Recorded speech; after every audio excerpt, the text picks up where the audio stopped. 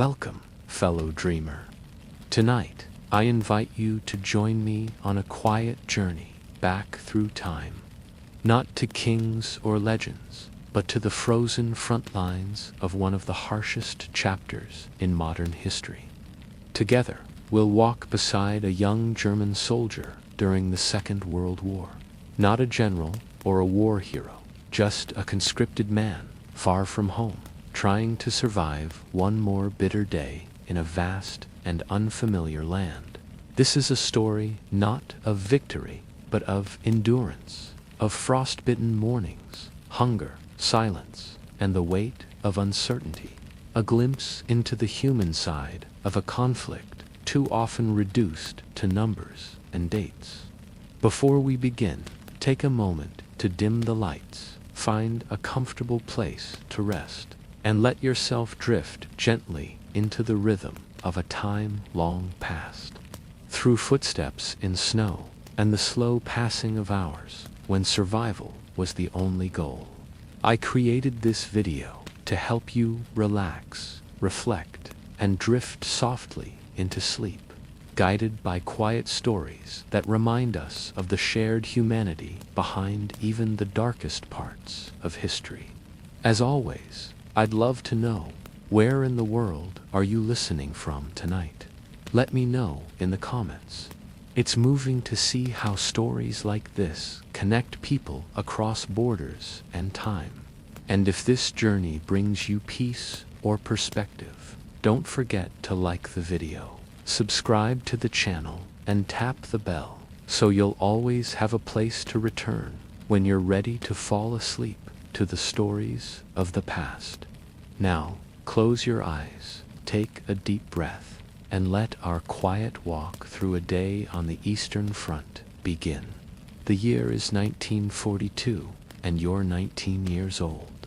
The wooden floors of your family's farmhouse in rural Bavaria creak beneath your feet as you walk to the kitchen. It's early morning, and the frost still clings to the windows. Your mother is up already, stirring a weak brew of chicory coffee over the iron stove. There's a letter on the table, plain, official looking, stamped with the Reich's Black Eagle. You know what it is before you open it. You've seen your friends receive the same envelope. Now it's your turn. Your conscription has arrived. You are ordered to report in 7 days to the Wehrmacht recruitment station in Regensburg. The instructions are brief and impersonal. Bring personal identification, warm clothing, and nothing more. Your hands tremble as you fold the letter and slip it into your coat. Your mother doesn't speak. Her face is pale. Your father stares into his cup and mutters that this was always coming. In the days that follow, everything begins to feel unreal. You walk through your village with a sense of distance, as if seeing it all for the last time. The cobblestone streets, the modest church tower, the forest trails you used to wander as a child. Even the air smells different. You run your hand along the old barn door as you pass. You memorize the way the sun rises over the hills. You try not to think about where you're going. 1 week later, you are standing on a crowded train platform in the city. You're surrounded by young men like yourself, dressed in civilian jackets, all of them holding canvas bags. There is no ceremony, no music, no waving flags, just the sharp bark of orders from a uniformed man and the hiss of the steam engine as it arrives. You board without a word. The inside of the rail car is cold and metallic, the benches hard. No one speaks. You hear only the clatter of boots, the creak of wood, and the rhythmic clunk of wheels as the train begins to move. It is a long journey. Days blur into one another. The train stops often, then starts again. You sleep sitting up. You eat cold bread and whatever rations your mother packed into your coat. The windows are fogged and iced over, so you can't see where you are. It doesn't matter. You're going to the same place as everyone else, into the belly of the war machine. Eventually, the train screeches to a halt in the middle of nowhere. The doors slide open, and a winter wind slices through the car. A sharp voice yells for you to move, and you step out into a military training camp. Barracks squat in rows across frozen ground. The air smells of coal smoke, mud, and sweat. An officer herds you and the others into a formation. From this moment on, you are no longer a civilian. You are told to forget your name. From now on, you are your number and your unit. The first day is a blur. You are stripped, shaved, and issued a uniform that itches against your skin. The boots are stiff and too tight. You're handed a rifle and told not to let it leave your side. You're assigned a bunk in a long, freezing room filled with iron-framed beds. The walls are bare. There is no privacy, no comfort, just the noise of snoring, coughing, and the occasional scream in the night from a soldier reliving some battle you've not yet seen. Training begins immediately. You're woken before dawn by a whistle. You eat gray bread and thin soup in the mess hall. Then it's out into the cold for endless drills, marching, running, crawling through mud, digging trenches in frozen ground with your bare hands. The instructors shout constantly. Any mistake is met with punishment. Extra laps, push-ups, cleaning latrines with a toothbrush. It's not about making you stronger. It's about breaking you down. You are taught to disassemble and clean your rifle, blindfolded. You practice throwing grenades and stabbing dummies with bayonets. You crawl through obstacle courses while live rounds snap overhead. You run until your legs go numb, until your lungs feel like they're filled with ice. After 2 weeks, you stop asking questions. You stop wondering what time it is. You stop thinking about home. There are lessons in ideology, too. In dark, drafty rooms, you listen to officers talk about duty, loyalty, the glory of the Reich. They tell you that the fatherland must be defended at all costs, that Bolsheviks and Jews are the enemy of civilization, that you are a cog in a righteous machine. You do not argue. You nod along. You tell yourself you are only here because you must be, because you had no choice. But you wonder how many of the others believe it. At night, you sit on your bunk and watch the others. Some whisper stories of their families, of girls back home, of music and food. Others just stare at the ceiling. One boy, barely 17, cries himself to sleep each night. No one mocks him. No one speaks to him either. Everyone is carrying something. No one knows what to do with it. The weeks drag on. You lose weight. Your fingers crack from the cold. You begin to feel pride, not in ideology, but in endurance. You can march longer now. You can sleep through artillery drills. You no longer notice the rats in the latrine pit. This, they say, is the making of a soldier. But it feels more like forgetting how to be human. One morning, your name and number are called. You are to report to the command office. A map is spread out on a table. An officer taps a point on the edge of Russia. Eastern Front, he says. You will be sent by rail within a week. Your unit is assembling for deployment. The Soviets are gaining ground, and reinforcements are needed. You return to your bunk and pack your things in silence. You still have the photograph your mother gave you. You tuck it into the lining of your coat. Outside, snow begins to fall. Somewhere far away, the real war is raging. You are about to join it, not as a hero, not as a villain, but as a frightened young man who had no real choice. And in just a few days, you will arrive in the deadliest theater of war, the world has ever known. The train waiting for you at the edge of the base is nothing like the one that brought you to training. This one has no benches, no compartments, no attempt at comfort. It is a freight train, plain and steel gray, its cars open and exposed to the cold.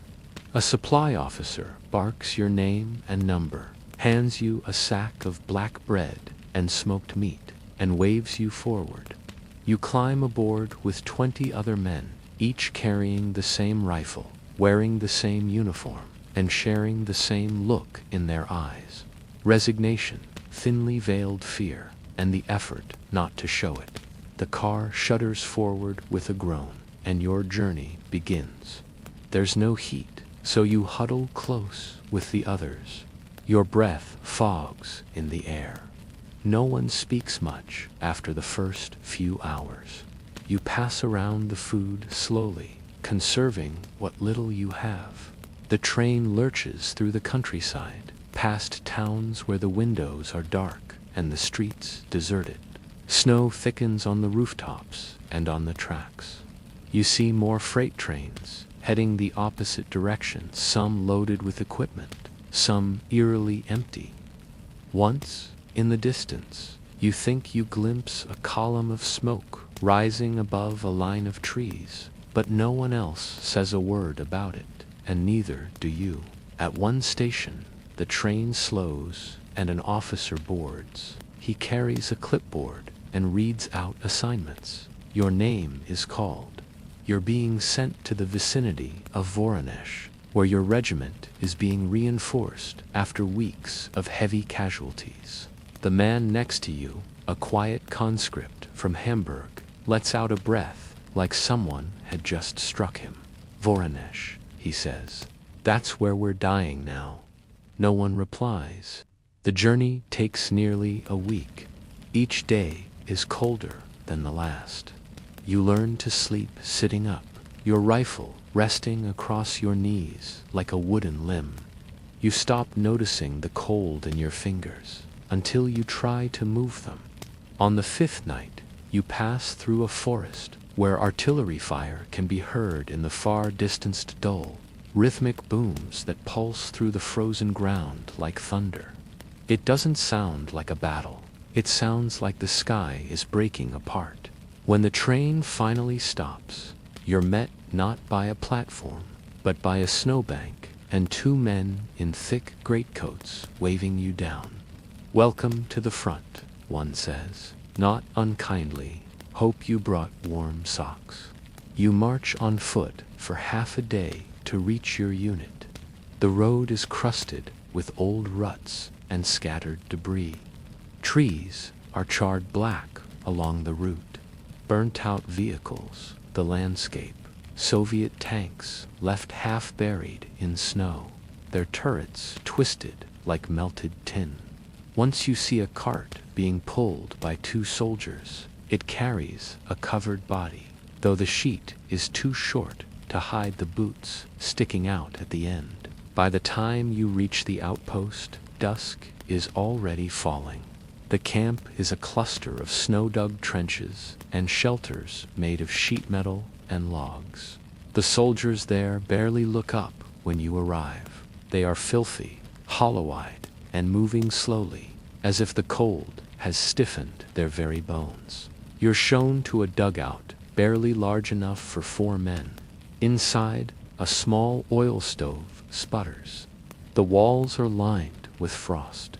There is no formal welcome. One man hands you a cup of lukewarm coffee. Another nods to the far wall. That's your corner. You sit, remove your boots, and rub your toes. They are a worrying shade of white. You don't say anything. That night, you barely sleep. The wind howls outside, and your breath curls in the air above your blanket. Somewhere far off, machine gun fire stutters, followed by the faint thump of mortar. No one reacts. You realize, with a cold, growing clarity, that this is not an anomaly. This is what every night sounds like here. The next morning, you are sent on your first patrol. It's a quiet sector, they say. Just a routine perimeter check, a few 100 meters out and back. You march through snow that reaches your calves, your rifle heavy in your hands. Every tree looks suspicious. Every sound, branches cracking, ice shifting, makes you flinch. You try not to fall behind.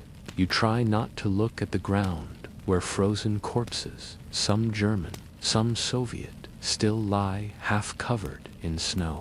Back in the trench, you are handed a dented tin of beans and a hard crust of bread.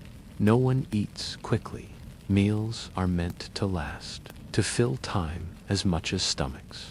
A grizzled sergeant named Weber tells you stories between bites about fighting outside Smolensk, about watching a shell land 20 meters away and blow a man's torso clean off. He tells it without emotion, like someone reciting directions to a railway station.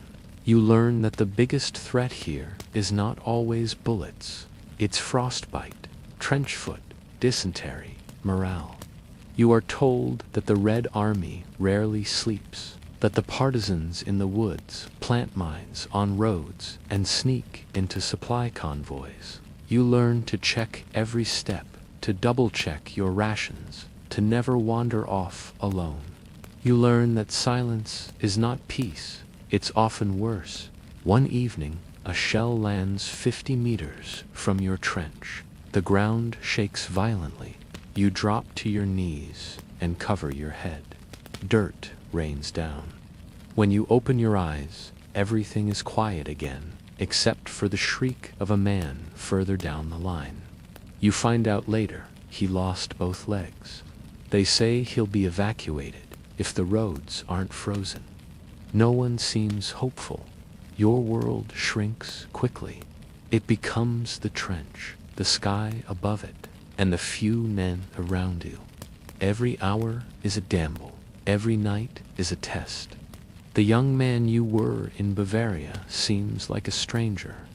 Now you are someone who sleeps with a loaded rifle in your arms. Someone who wakes at the sound of boots crunching snow.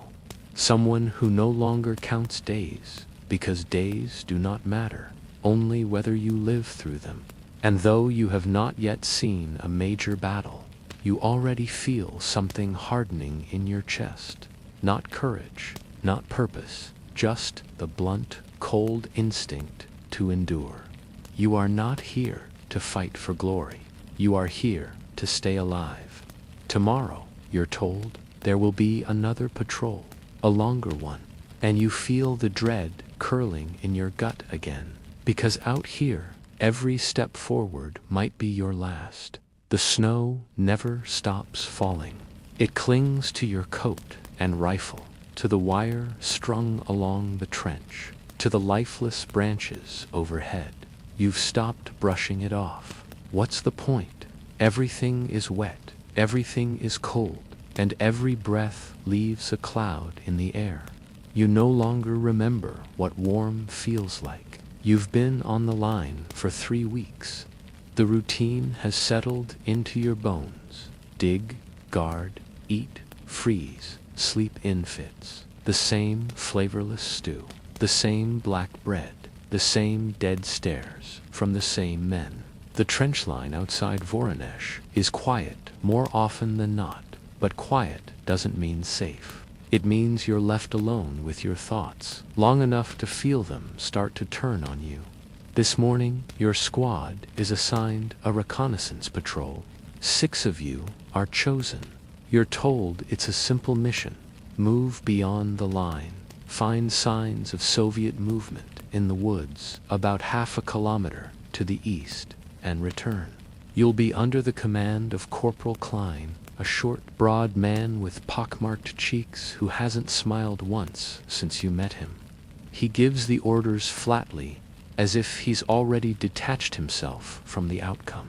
By dawn, you're moving through the trees, the snow crunching softly beneath your boots. The cold bites at your fingers, even through the wool gloves. You keep your rifle raised and your eyes wide, scanning every shadow, every flicker of movement behind the tree line. The forest is a web of white, gray, and brown. Visibility is poor. Your breath fogs your sight. 15 minutes in, the silence starts to gnaw at you. You begin to wonder if anything is even out here. Maybe it really is just an empty patch of forest. Maybe you'll get back, write the report, and return to the trench with your hands and limbs still intact. Maybe you'll warm yourself by the oil drum stove and be able to sleep through the night without hearing your heartbeat in your ears.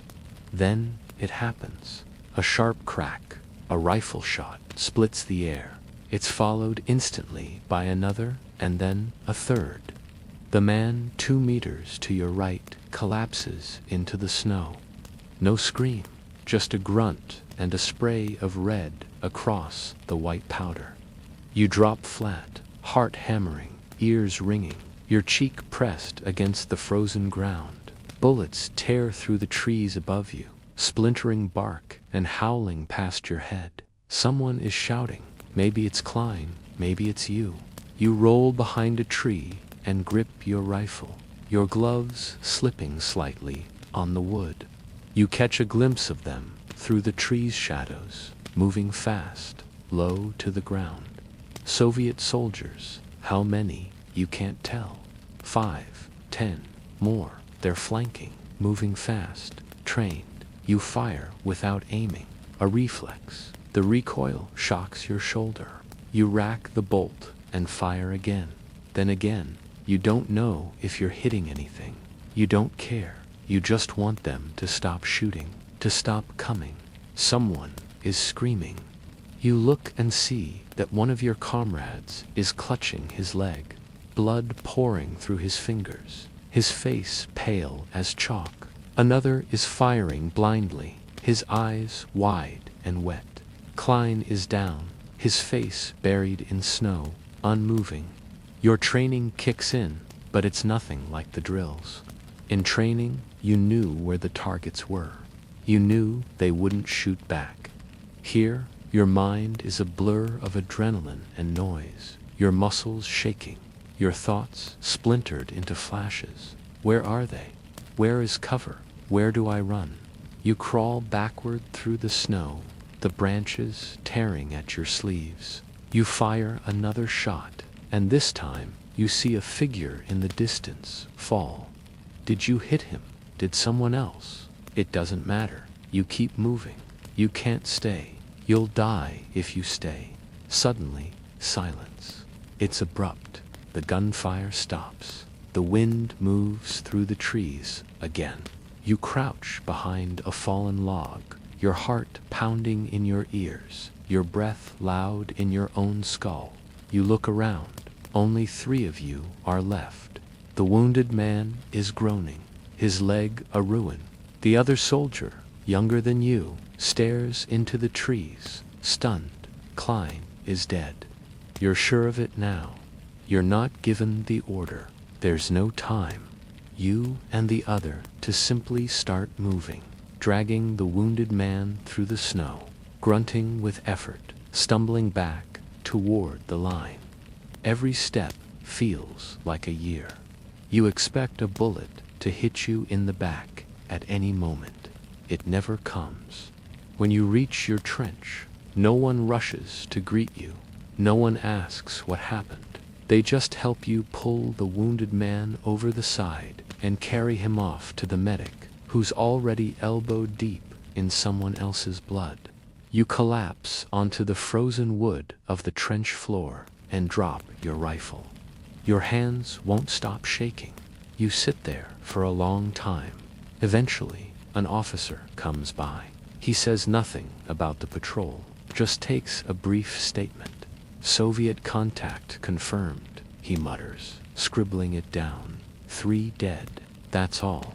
Later that night, you clean your rifle with numb fingers. You can't stop replaying it, the bark of the rifle, the weight of the man you dragged, the sound of someone's last breath in the snow. You think of Klein, how he never got to say a word, just dropped like a puppet with its strings cut. You lie in your bunk, but you don't sleep. You stare at the beams overhead and listen to the wind scrape across the roof. Something has changed inside you. Not broken, just shifted, like ice cracking on a lake. You know now that this war is not something you can think your way through. It is not glorious. It is not fair. It is only brutal and blind and endless. And you know that sooner or later it will be your turn. By the time winter deepened across the Eastern Front, the rhythm of survival had become a daily ritual for the conscripted men of the Wehrmacht. For those stationed near Voronezh and farther along the shifting southern line, life in the trenches was marked not by clear days or combat victories, but by routine, repetition, and the dull throb of fatigue. They were not soldiers in the cinematic sense. There was little glory to be found in frostbitten hands, in sleeping upright in snow-choked dugouts, or in scavenging for firewood with frost clinging to their eyelashes. The days passed slowly, but they passed. Each morning began with a whistle or the sound of boots crunching on the frozen boards of the trench. The men rose from where they'd huddled in pairs, wrapped in whatever blankets or coats they could hoard. Most did not speak upon waking. Conversation had become sparse, not due to discipline or secrecy, but from exhaustion and the creeping sense that words no longer changed anything. Breakfast, when it arrived, consisted of stale black bread or watery porridge, sometimes with flecks of dried meat if the supply line had reached them the previous night. Each man ate with one eye on the lip of the trench, scanning the white horizon for movement. The enemy might not fire today, but no one assumed peace meant safety. Soviet snipers were still known to take shots at dawn, and the cold made fingers clumsy on triggers. For those in rear positions or support roles, there were still duties to perform: hauling ammunition crates, repairing communications lines, fetching water from frozen rivers, and breaking through thick sheets of ice to fill battered metal canisters. The rank and file grew used to hard labor in sub-zero temperatures, to silence, and to the sight of their own breath trailing behind them like a ghost. They grew used to watching comrades vanish, some killed in the field, others pulled from the line after succumbing to illness or frostbite, their extremities turning the color of old bruises. The terrain itself seemed hostile. The fields were endless and featureless, covered in deep snow and punctuated by shattered trees, or the blackened husks of barns and villages reduced to cinders. It was not uncommon to march past frozen corpses half buried in drifts, their boots protruding like stakes in the earth, their identities long forgotten. Horses were sometimes found dead in their harnesses, collapsed mid-step with their heads resting against the snow. Life was not preserved here, it was endured until it wasn't.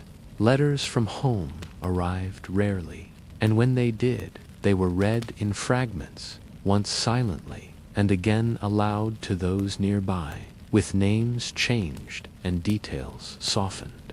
Mothers wrote of lost sons and hard winters. Wives asked when their husbands would return, and children sent drawings smeared with fingerprints. The men cherished these moments like rations themselves, folding the paper carefully, storing it near the heart if space allowed. But even letters grew rare. Supply lines were stretched thin, and as the Soviets pressed westward, entire units began to feel as if they had been left behind by the Reich. Entertainment, such as it was, came in stolen moments. A harmonica shared between squads, a whispered joke about an officer who had slipped on ice. On some nights, when the wind calmed and the sky cleared, a few soldiers would risk lighting a small fire behind the line, huddling around it for heat and the fragile illusion of peace. Around the embers, men sometimes spoke of food, of hot meals and real beer, of soft bread and sausages, of kitchens where steam fogged the windows. They spoke of women, of spring, of trains running through cities that still had electricity. They talked, but not with hope, just to remind themselves that those things had once existed. There was no consistent news from the outside world. Rumors ran through the trenches like rats. Some believed the Americans had landed in France. Others said Berlin had been bombed. A few whispered that the war was nearly over and that the Soviets would soon offer terms. None of it was confirmed. Radios were unreliable and heavily censored. The officers knew more, but said little. The war was to be fought 1 hour at a time, 1 kilometer at a time. For the ordinary soldier, the larger picture was as unknowable as the weather. One evening, just before dusk, a young replacement arrived, fresh-faced, shivering, his uniform crisp compared to the others. He looked around at the men and asked, without irony, when the next big push was coming. The veterans laughed, not cruelly, but with disbelief. There would be no push. There was no strength left to push with.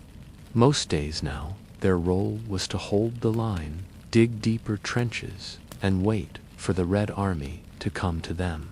The newcomers learned quickly. The trenches aged them within weeks. Death was constant but impersonal.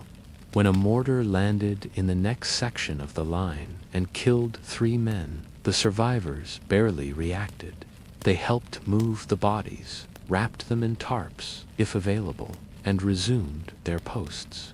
No one spoke of the dead afterward. There were no funerals. There was barely space to stand, let alone grieve. The names were written down and passed along the chain of command. The rest was silence. Medical supplies were short. A soldier who caught a fever might be left in a dugout to sweat it out under damp blankets. If he recovered, he rejoined the line. If he worsened, the medic would arrive with a syringe and a bottle of clear liquid that might or might not help. Frostbite was treated with bandages, painkillers, and hope. Trenchfoot was ignored until it became a limp. There was little else to do. The nearest proper hospital was hundreds of kilometers away, and yet, somehow, each day managed to pass.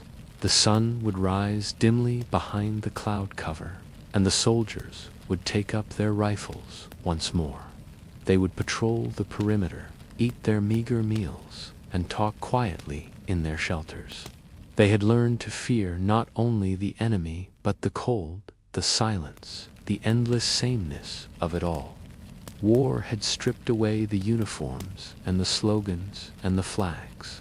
What remained was the raw human instinct to endure. Some still believed they would make it home. Others did not dare to imagine it. For many, home had become an idea rather than a place, a memory preserved in a tin photograph or a few lines of handwriting. They could no longer imagine what it would be like to wake up without fear, without the stench of unwashed wool, without the sharp cold air filling their lungs each morning.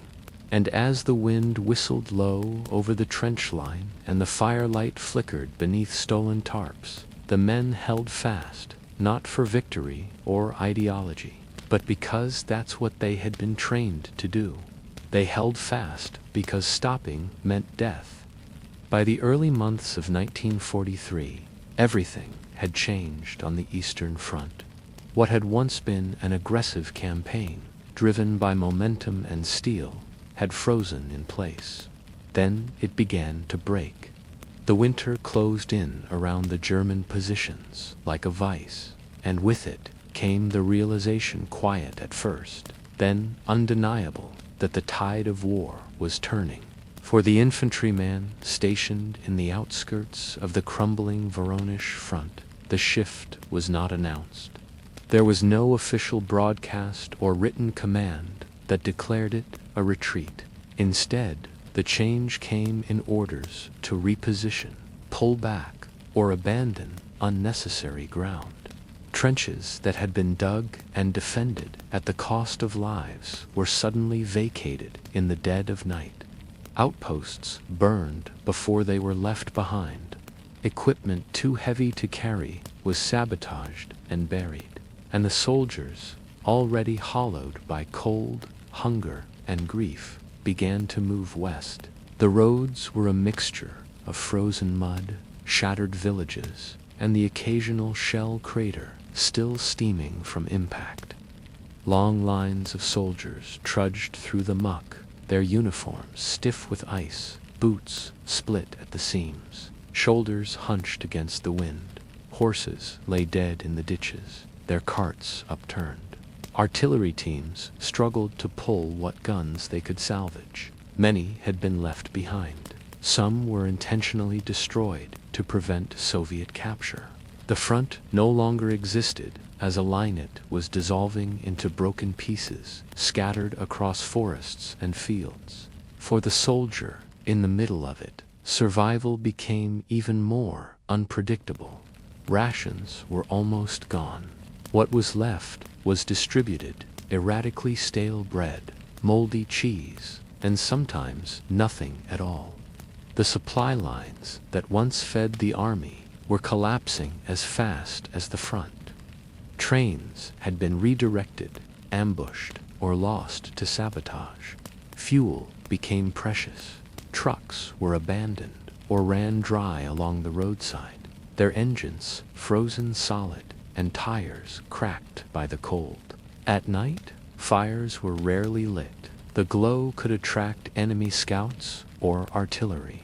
Instead, men huddled together in abandoned homes or beneath broken barns, wrapped in every layer they could find: blankets, old curtains, spare uniforms from the dead. Sleep came in bursts, often interrupted by the sound of distant shelling, or worse, the silence that followed. The Eastern Front had become a place where noise at least meant someone else was still alive. The worst of it was the uncertainty. Rumors swirled through every platoon that the Soviets had surrounded Stalingrad completely, that entire divisions had surrendered, that German forces were being pushed back all the way to the Dnieper River. Some believed reinforcements were coming from the west. Others said Berlin was preparing for the loss. Most said nothing. They simply walked. Along the retreat route, civilians watched from the doorways of their ruined homes, silent, wary, sometimes hostile. German troops passed through village after village, many of which had changed hands multiple times.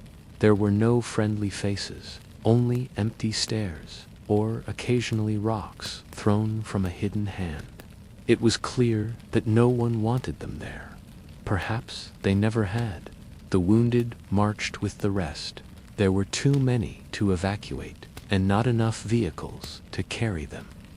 Men with bandaged legs limped beside their comrades, leaning on rifles or makeshift crutches.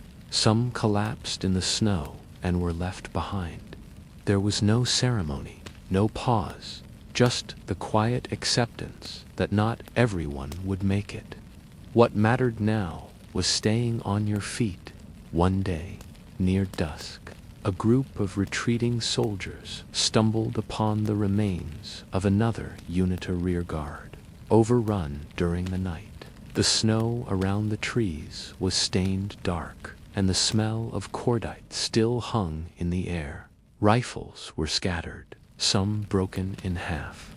A single survivor sat against the base of a tree, staring at the sky. He said nothing when approached. He just looked through the men as if they were already gone. Even among their own, discipline began to fray. Arguments broke out over rations, over marching orders, over who would stand watch and who would rest. Officers tried to maintain command, but their authority was brittle. Some began to disappear. Desertion, once rare and unthinkable, became more common with each passing day. Men slipped away in the night into forests or nearby farms, their rifles left behind or carried with them into the unknown. For those who remained, the only goal was distance. Every step westward felt like a fraction of safety reclaimed, though no one knew where the safe places were anymore. Towns thought secure fell within days. Rail depots were bombed from the sky before trains could arrive. The front wasn't just collapsing, it was chasing them. Every few days, Soviet aircraft passed overhead, black dots in the pale sky. Then the whistle of bombs, and finally the roar of explosions. Men scattered for cover, ducking into ditches, cellars, or holes scraped hastily in the earth. Some never emerged. Others emerged, deafened or limping, the blood of a comrade staining their coat. The winter compounded everything. Food spoiled, weapons jammed, fingers froze around trigger guards. The wounded died faster. What had once been a campaign of domination had turned into a slow, shivering fight for basic existence. The soldier no longer thought of victory or strategy. He thought of shoes that did not leak, of gloves with whole fingers, of bread that wasn't hard as rock. And in moments of quiet, when the wind dropped and the marching paused, he thought of home, of his mother's kitchen, of a dog he hadn't seen in a year, of warm baths and clean beds, of a life that had narrowed to a single point. Keep walking, keep breathing, keep going. No one said the word retreat aloud. It was not allowed. In official reports, it was a strategic withdrawal, a temporary repositioning. But in the eyes of every man on the road, it was defeat. Cold, slow, and growing larger with every hour, the Eastern Front, once a place of advance and ambition, had become a graveyard. And for those retreating from it, survival was not about courage. It was about luck and whether that luck would hold for one more day. In the final years of World War II, the Eastern Front became not only a battlefield, but a human storm, swallowing soldiers and civilians alike. For those who lived in the villages, towns, and countryside that dotted the vast stretch from Ukraine to East Prussia, the sound of retreating German boots was not liberation, not yet, but a terrible vacuum of stability. It meant danger. It meant violence from all directions. It meant that something worse was always coming. The first sign was often silence. A town that had grown used to the distant rumble of artillery or the drone of aircraft would one morning wake to hear nothing. No columns of troops moving through, no barked orders, no tanks, only the wind sweeping across the snow-covered streets. That silence, eerie and wrong, was usually followed by the sight of smoke on the horizon and the realization that the front was shifting, and not in the direction the propaganda posters had promised. In the rural settlements of Belarus, western Ukraine, and parts of occupied Poland, families gathered quickly, deciding what few things they could carry. Fathers debated whether to bury tools or bring them. Mothers sewed coins into children's coats. Grandparents, if they could walk, were bundled into carts or sleds. Livestock was either slaughtered or left behind, and cellars were emptied in minutes. The retreat wasn't just military, it was civilian panic in motion. No one waited for the knock on the door. Many civilians, particularly ethnic Germans or local collaborators, had learned through whispers and rumors that the Soviet army was advancing fast, and with it came a bitter hunger for justice, revenge, or simply chaos. Some towns remembered 1941 and what the German occupation had done. Now the wheel was turning again, and those caught in the middle understood that being aligned with either side could become a death sentence. The roads filled quickly.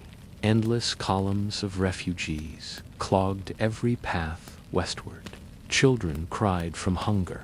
Elderly men collapsed in snakes. Oxen and carts moved alongside soldiers, with no clear separation between civilian and military anymore. No one had a plan. Entire villages relocated on foot, their wagons creaking under piles of blankets, cookware, and salvaged wheat. Some tried to find trains, but rail lines were targeted by bombers and partisans alike. Walking felt safer, even if it was slower. There was always the possibility that movement, any movement, could keep death behind them. In towns like Kingsburg or Lviv, the urban populations faced different dilemmas.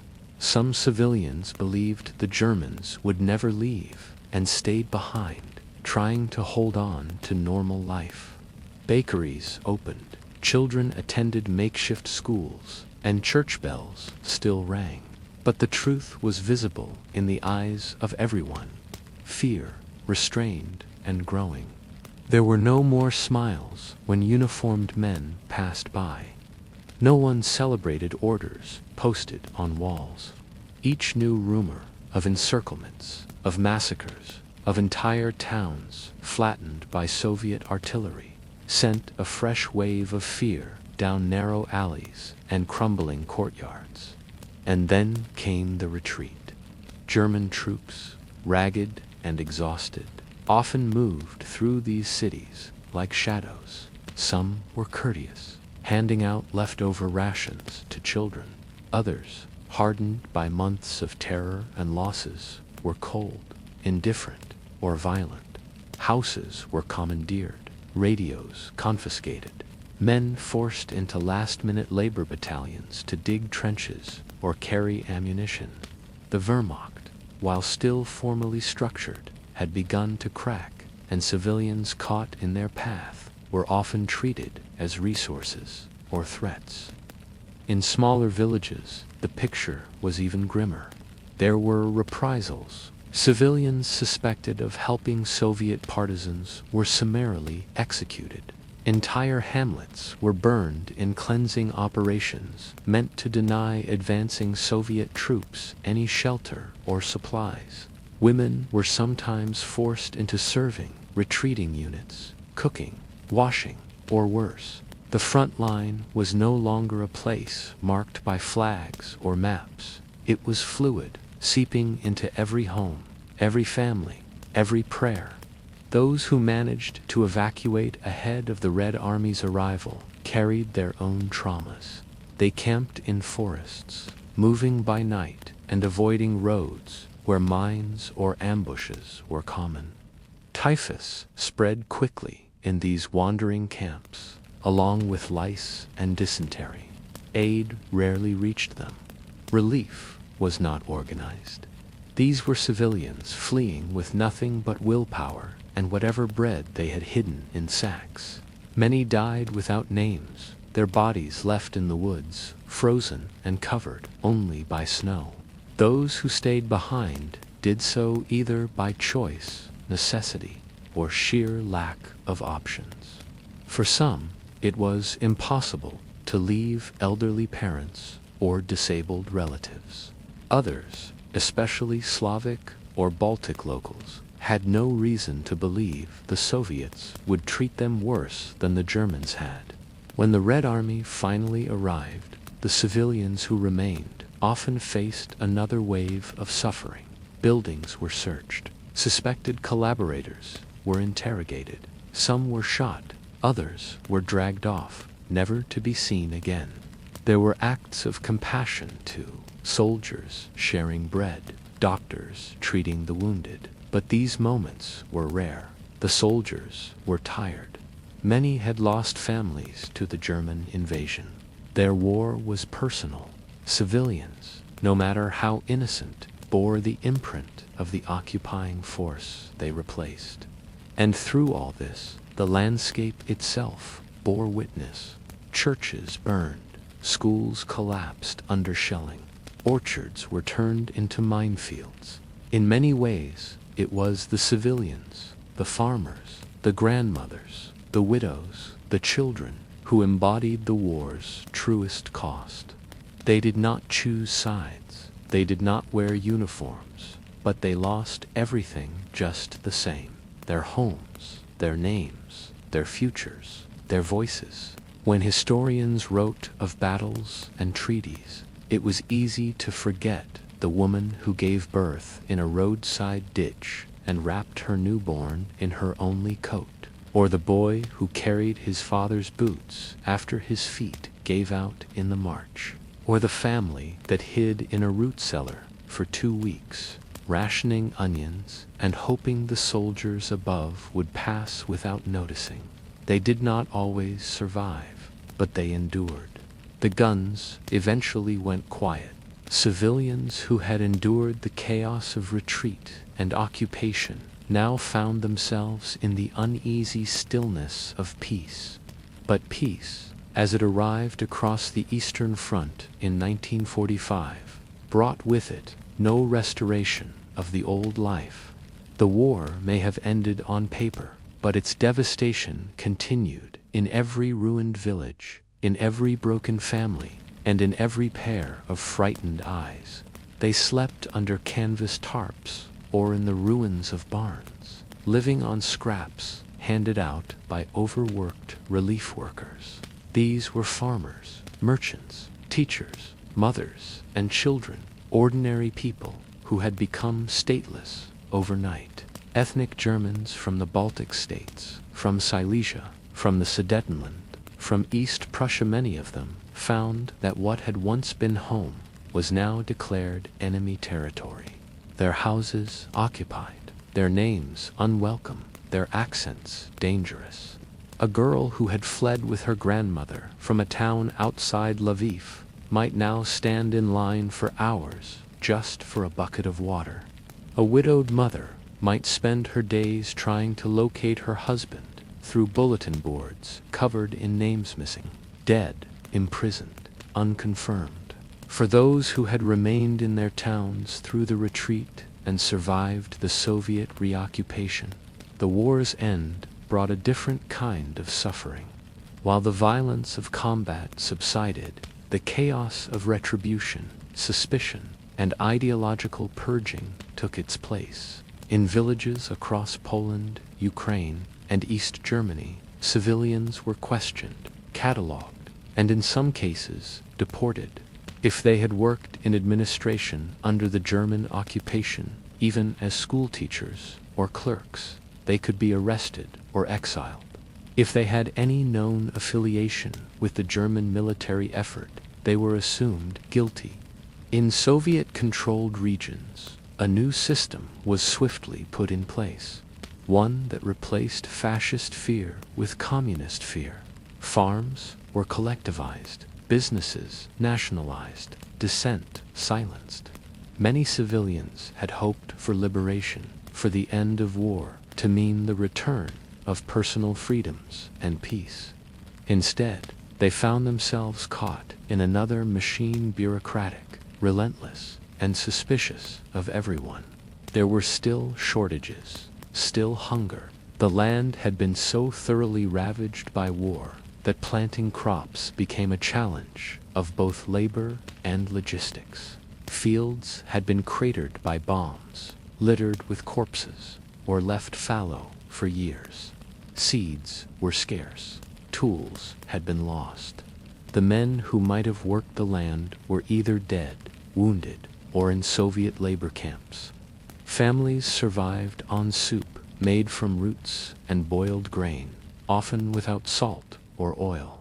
In some cases, entire villages pooled what little they had to keep the elderly and the children alive through another winter.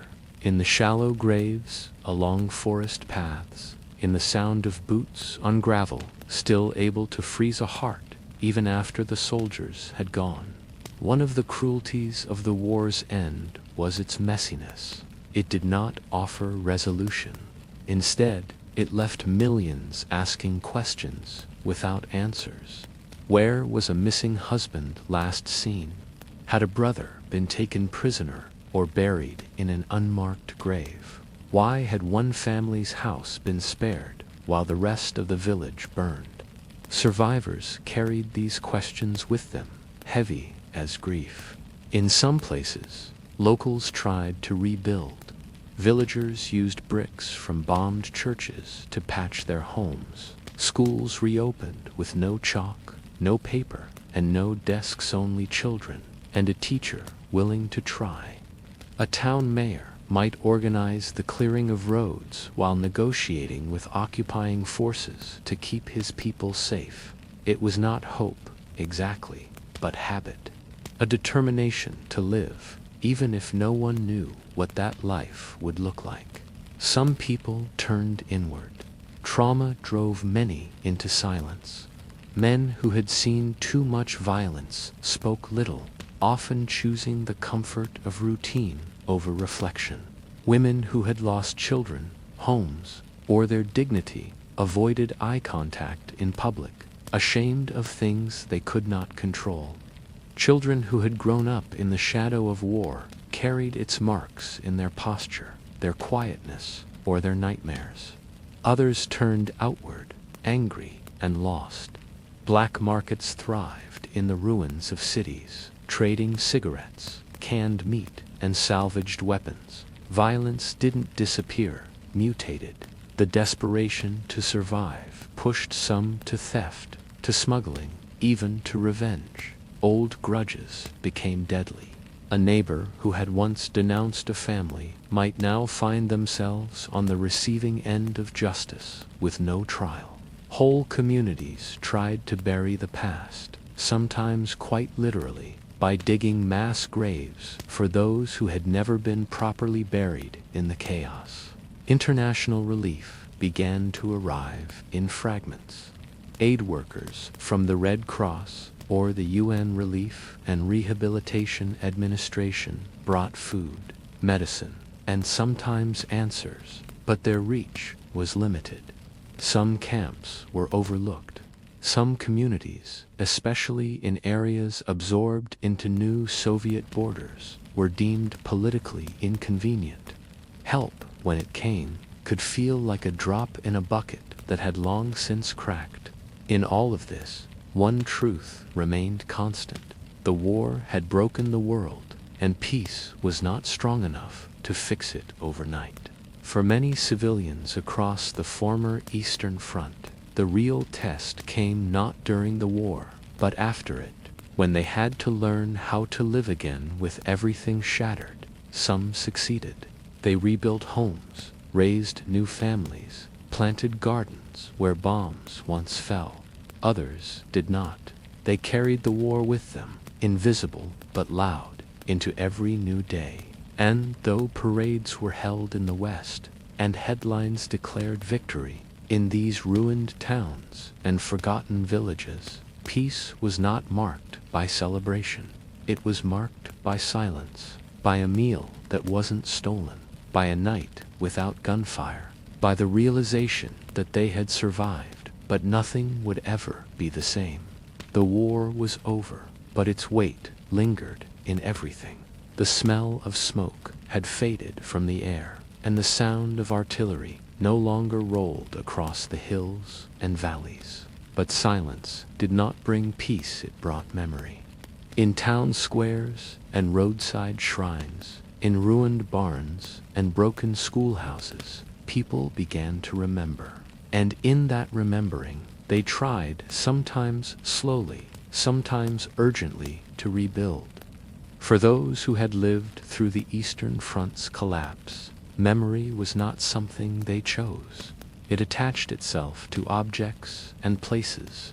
A cracked teacup found in the soil, a bullet still lodged in a tree, a pair of boots by the hearth that once belonged to a son.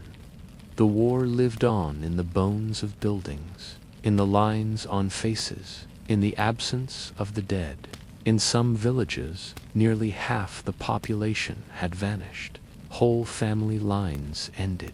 Entire streets stood empty. And yet, those who remained stepped back into the ruins because there was nowhere else to go. Rebuilding began with necessity. Roofs were patched with scrap metal, floorboards scavenged from destroyed barracks. Schools reopened with only 2 teachers for 50 children. Chalk was made from crushed limestone. Windows were filled with oiled cloth instead of glass. Every nail hammered into a new beam was a small act of defiance, a refusal to let destruction be the final chapter. But the emotional rebuilding took longer. Trust had eroded as much as brick and stone. In towns where neighbors had once lived peacefully, whispered accusations now shaped conversations. Who had collaborated? Who had hidden partisans? Who had informed on whom? The war had turned ordinary people into witnesses, victims, and sometimes perpetrators. Few were left untouched. In places that changed hands repeatedly between the Germans, the Soviets, and sometimes even local militias, loyalties had been tested and blurred. Some communities held public reckonings, others preferred silence. In many homes, secrets were kept behind closed doors for decades. It was easier, sometimes, to speak of hunger than of choices made under fear. And yet, in the midst of this silence, remembrance began to take form. In a village in western Ukraine, a group of widows gathered stones from a riverbed to build a small memorial for those lost in the retreat. They inscribed no names, only the words, "We were here." In parts of East Prussia, women kept photos of husbands who had vanished into the snows of retreat, lighting candles on anniversaries, despite having no grave to visit. In Poland, children grew up playing near mounds. They were told never to dig in. In Belarus, a tree split by shrapnel became a meeting place for villagers who left flowers without explanation. The memory of the war took root not just in physical markers, but in stories told over kitchen tables and whispered before bedtime.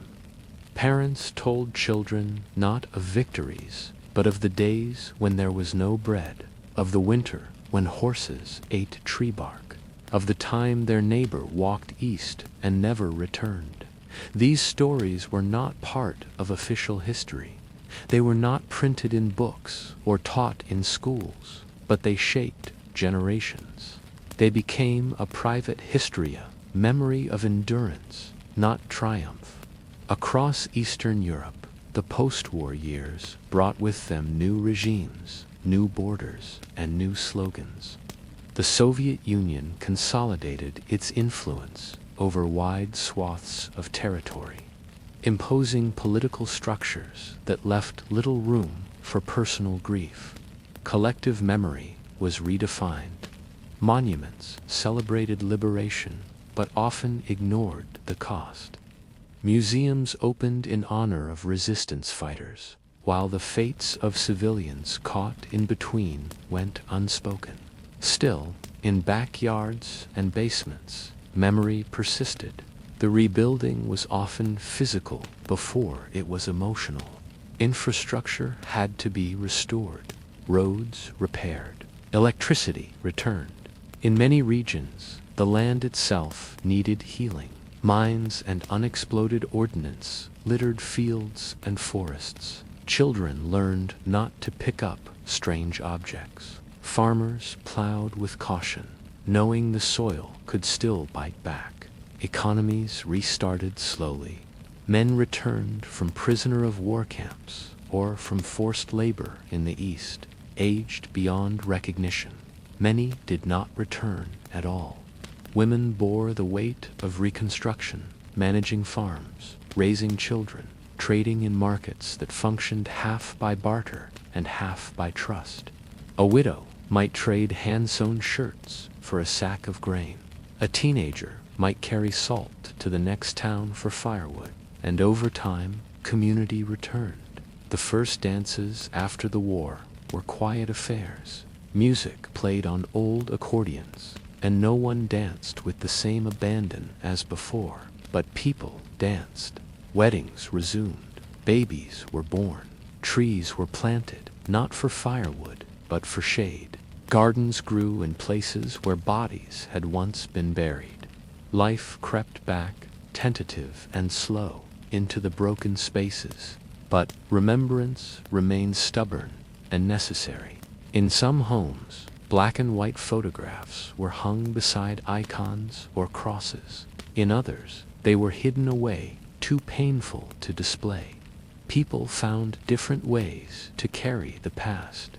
A man might carve the names of lost brothers into a wooden box. A woman might keep her mother's last shawl folded neatly in a trunk. A child might be told never to ask why their uncle walked with a limp. Even in silence, the past was present. It remained in architecture, churches rebuilt brick by brick using original stones, in language dialects that carried borrowed words from soldiers long gone, in song lullabies that had once been hummed over the cries of bombers. The people remembered not only what was lost, but how they had survived, not with glory, but with resilience. And through that remembrance, they rebuilt more than homes. They rebuilt identity. In the decades that followed, as the world moved on to new conflicts and new headlines, the memory of the Eastern Front remained embedded in the soil of Eastern Europe. Mass graves continued to be discovered into the 21st century. Historians, once silenced, began to interview the elderly. Museums began to include the voices of civilians, of those who had endured both sides of the war, who had lived not in battlefields but in between them. Today, in many of those same villages, memorial plaques stand where walls once crumbled. The war is taught not just as dates and maps, but as lives lived and lost. The suffering of civilians is no longer a footnote, it is a chapter. And in the hearts of descendants, the memory of the war is not just of bombs and borders, it is of rebuilding, of a stove relit, of a garden regrown, of a family that gathered again even after everything. Because survival was never just about living through the war. It was about finding a way to live after it.